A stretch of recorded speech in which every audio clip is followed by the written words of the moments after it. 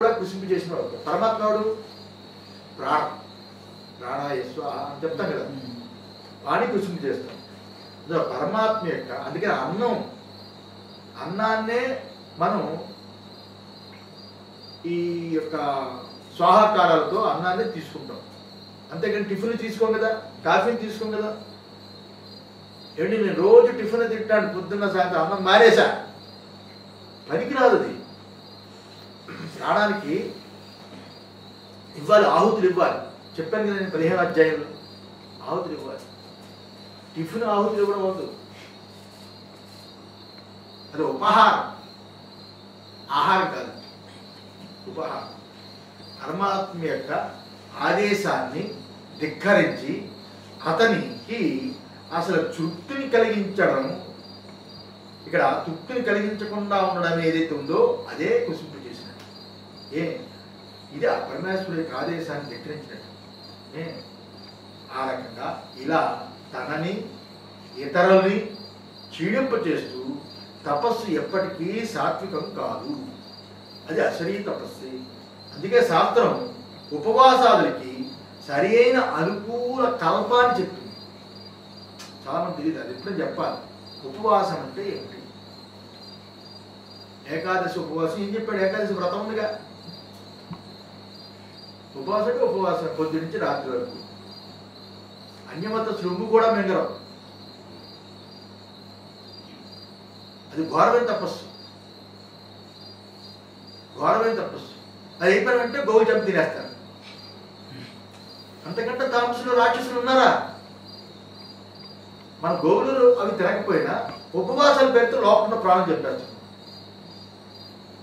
రాత్రి ఉపవాసం, రాత్రి ఉపవాసం, అవిశ్యాన్నం, అనౌదనం, తెలుసు కదా, అనౌదనం మొదలైనవి కేవలం వారి వారి యోగ్యతకి అనుగుణంగా శాస్త్రీయమైన ఉపవాసం చేయొచ్చు.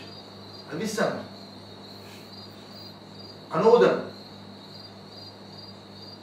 అనౌదనం తెలుసా? పెరుగన్నం కానీ దొడ్డోజనం కానీ ఇలాగ అనౌదనం. అవిశ్రమం, అవిశ్రమం తెలుసు కదా, బియ్యాన్ని వేయించి తర్వాత ఉండేది. ఇలా రాత్రి ఉపవాసం చేయొచ్చు, అవిశ్రమం తినొచ్చు, అనౌదనం తినొచ్చు. ఇలాంటి కేవలం వారి వారి యోగ్యతకు అనుగుణంగా ఇవి శాస్త్రవిహితమైనవి, అవి తిని ఉపవాసం చేయొచ్చు. ఆత్యంతికమైన నిరాహారాన్ని చేస్తాను నేను అనే పట్టుదల ఎవరికైతే ఉంటుందో అది రాజసమైన ఆసురి అయిన తపస్సు.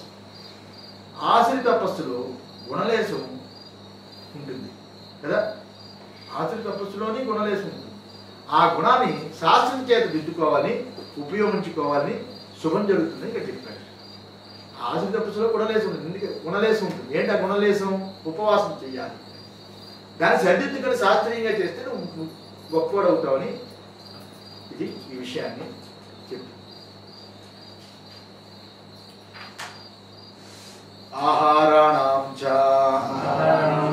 రస్య స్నిగ్ధాది వర్గత్రయ రూపేణ భిన్నానాం యథాక్రమం సాత్విక రాజస తామస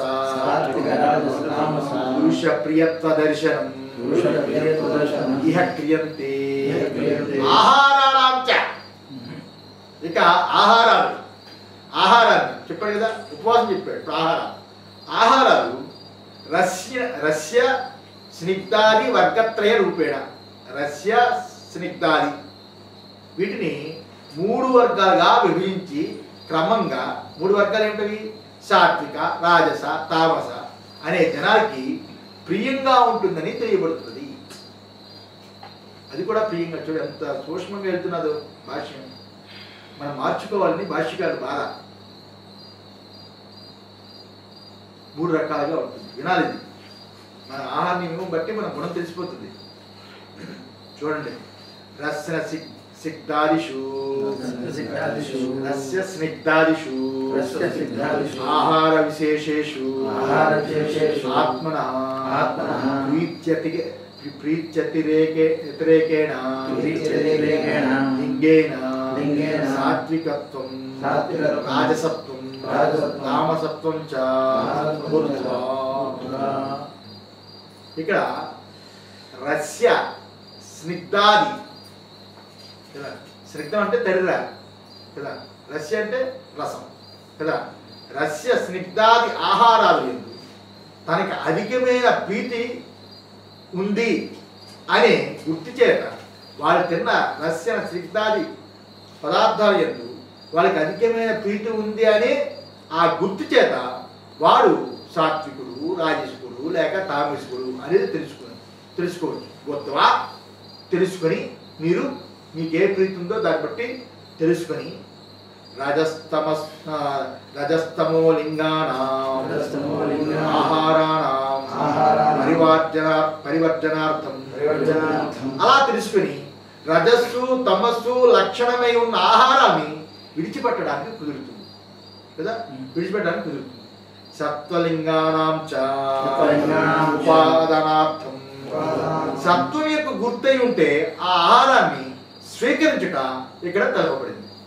తథా యజ్ఞాదీనామపి సత్వాదిగుణ భేదేన వివిధత్వ ప్రతిపాదనం రాజస తామసాన్ భూత్వా కథం నామ పరిత్యజే. సత్వం యొక్క గుర్తై ఉన్న చేత ఆహారాన్ని స్వీకరించడం ఇక్కడ చెప్తుంది. రాజస్థామస మనం ఇలా తెలుసుకోవడం చేత రాజతామస వదిలిపెట్టడం అవుతుంది. ఇంకా యజ్ఞాదులు కూడా సత్వాది గుణముల చేత 3 విధాలని చెప్పింది. రాజస తామసాలు ఎరిగి వాటిని కూడా ఎలాగైనా పరిత్యాగం చెయ్యండి అని చెప్పడం చెప్పింది. యజ్ఞాలు చెప్పింది కదా కదా చెప్పి సాత్వికాదేవా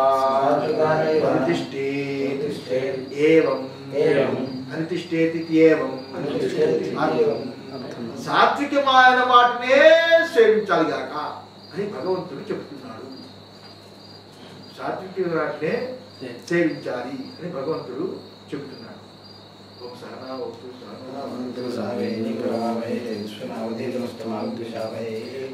శాంతి శాంతి శాంతి.